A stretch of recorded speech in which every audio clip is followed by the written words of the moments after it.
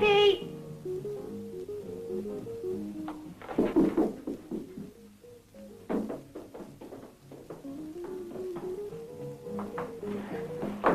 Yeah, Dave, that's yours. Come on, you two, off you go.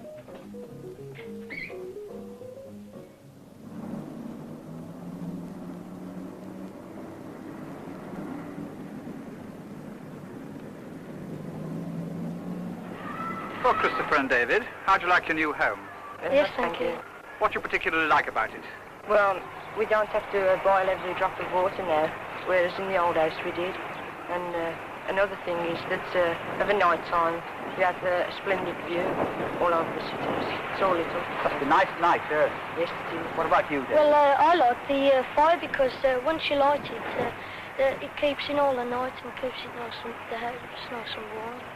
And also we have a toilet to ourselves now, whereas in the other house we had to share one and also walk across the yard. Do you find it a friendly place?